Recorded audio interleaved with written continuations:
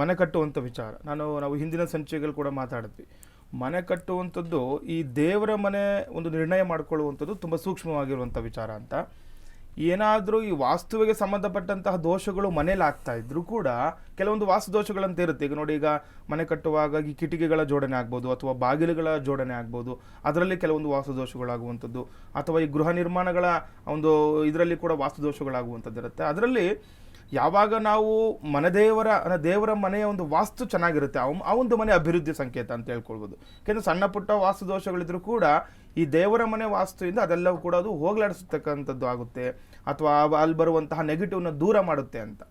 ಹಾಗಾಗಿ ನೀವು ತುಂಬ ಇಂಪಾರ್ಟೆಂಟ್ ಅಂತ ಈಗ ದೇವರ ಮನೆ ಅಂತ. ಹಾಗಾಗಿ ಯಾರ ಮನೆಯಲ್ಲಿ ದೇವರ ಮನೆ ತುಂಬ ತುಂಬ ಚೆನ್ನಾಗಿರುತ್ತೆ, ಅಲ್ಲಿ ಚೆನ್ನಾಗಿ ಪೂಜಾರಿಗಳು ನಡೀತಾ ಇರುತ್ತೆ, ಅಲ್ಲಿ ಏನಾಗುತ್ತೆ, ಏನೇ ನೆಗೆಟಿವ್ ಇದ್ರೂ ಕೂಡ ದೂರ ಆಗುವಂಥದ್ದಾಗುತ್ತೆ ಅಂತ ನಾನು ಹಿಂದಿನ ಸಂಚಿಕೆಯಲ್ಲೂ ಕೂಡ ಹೇಳ್ತಾ ಇದ್ದೆ. ಈ ದೇವರ ಮನೆ ವಾಸ್ತು ಬಗ್ಗೆ, ಈಗ ಸಾಮಾನ್ಯವಾಗಿ ಬ್ರಹ್ಮಸ್ಥಾನದ ಮೇಲೆ ದೇವರ ಮನೆ ಇಟ್ಕೊಳ್ಬಾರ್ದು ಅಥವಾ ತುಂಬ ವಿಶಾಲವಾಗಿ ದೇವರ ಮನೆ ಮಾಡ್ಕೊಳ್ಬಾರ್ದು ಅಂತ. ಯಾಕಂತಂದರೆ ನೋಡಿ, ತಿಳ್ಕೊಳ್ಬೇಕು.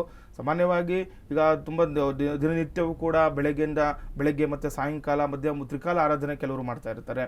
ಅಥವಾ ತುಂಬ ಬೆಳಗ್ಗೆ ನೋಡಿ 11 ಗಂಟೆವರೆಗೂ ಕೂಡ ಸಾಮಾನ್ಯವಾಗಿ ಹೇಳ್ತಾರೆ ಗುರುಗಳೇ, ನಮ್ಮ ಮನೆಯಲ್ಲಿ ನಾವು ಒಂದು ಟಿಫನ್ ಕೂಡ ಮಾಡೋದಿಲ್ಲ, ಆ ರೀತಿ 10 ಗಂಟೆ 11 ಗಂಟೆವರೆಗೂ ಕೂಡ ನಾವು ಪೂಜೆಗಳು ಮಾಡ್ಕೊಳ್ತಾ ಇರ್ತೀವಿ. ಆದರೂ ನಮಗೆ ಕಷ್ಟ ಅಂತ. ಯಾಕಂದರೆ ನೋಡಿ, ಎಷ್ಟು ಮಾಡಬೇಕು ಅಷ್ಟೇ ಮಾಡಬೇಕು ಅಂತ. ಶಾಸ್ತ್ರ ರೀತಿ ಆಗಲಿ ಅಥವಾ ಸಂಪ್ರದಾಯಗಳಾಗಲಿ ಯಾವುದೇ ಪೂಜೆ ಪುನಸ್ಕಾರಗಳನ್ನಾಗಲಿ ಅದಕ್ಕೆ ನಿಯಮ ನಿಷ್ಠೆ ಅಂತ ಇರುತ್ತೆ. ಸುಮ್ಮನೆ ಈಗ ಬೆಳಗಿಂದ ಇವು ಮಧ್ಯಾಹ್ನದವರೆಗೂ ಕೂಡ ಪೂಜೆ ಮಾಡ್ಕೊಳ್ತಾ ಇದ್ರು. ಕೆಲವರು ಏನಾಗುತ್ತೆ ನೋಡಿ, ಈಗ ಊಟ ಅಥವಾ ಈಗ ಏನೋ ಟಿಫನ್ ಮಾಡ್ದಲೇ ಎಷ್ಟೋ ತೊಂದರೆಗಳನ್ನಾಗುವಂಥದ್ದು ನಾವು ಸಾಮಾನ್ಯವಾಗಿ ನೋಡ್ತಾ ಇರ್ತೀವಿ. ಹಾಗಾಗಿ ಪೂಜೆ ಮಾಡುವಾಗಲೂ ಕೂಡ ತುಂಬ ಕೆಲವೊಂದು ನಿಷ್ಠೆ ಅಥವಾ ನಿಯಮ ಅನ್ನುವಂಥದ್ದು ಇರುತ್ತೆ.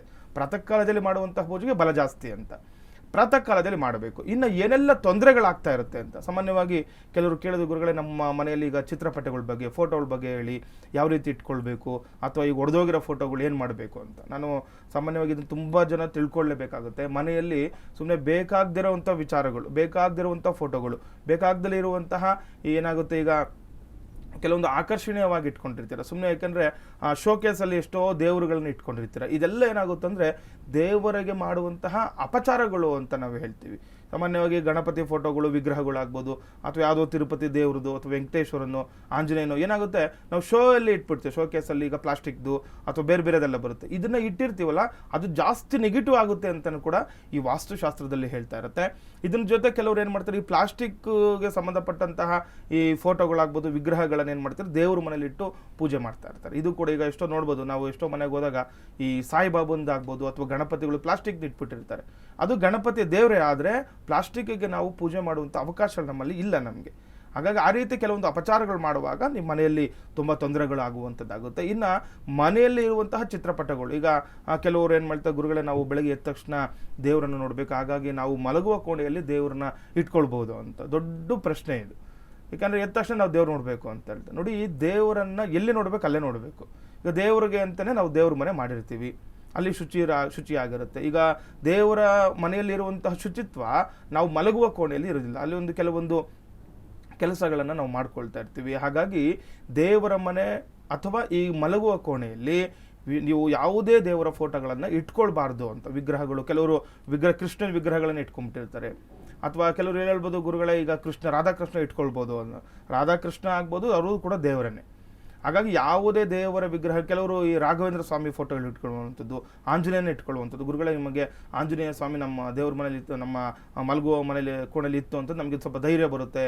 ಕೆಲವೊಬ್ರು ಕೆಟ್ಟ ಕನಸು ಬೀಳ್ತಾ ಇತ್ತು ಗುರುಗಳೇ, ಅದಕ್ಕೋಸ್ಕರ ಇಟ್ಕೊಂಡಿದ್ದೀವಿ. ಇದೆಲ್ಲ ತಪ್ಪಾಗುತ್ತೆ. ಯಾಕಂದರೆ ನಾವು ದೇವ್ರಿಗಂತಲೇ ದೇವ್ರ ಮನೆ ಮಾಡ್ಕೊಂಡಿರ್ತೀವಿ, ಅದಕ್ಕೋಸ್ಕರನೇ ಅದಕ್ಕೆ ಅಂತಲೇ ಒಂದು ಸ್ಥಾನಮಾನ ಅಂತ ಇರುವಂಥದ್ದು ಇರುತ್ತೆ. ಹಾಗಾಗಿ ಯಾರೆಲ್ಲ ಈ ಮಲಗುವ ಕೋಣೆಯಲ್ಲಿ ದೇವರ ಫೋಟೋಗಳನ್ನ ಇಟ್ಕೊಂಡಿರ್ತೀರಾ, ಆ ಮನೆಯಲ್ಲಿ ಏನೆಲ್ಲ ತೊಂದರೆಗಳು ಬರುತ್ತೆ ಅದನ್ನು ಫಸ್ಟ್ ತಿಳ್ಕೊಳ್ಬೇಕಾಗುತ್ತೆ.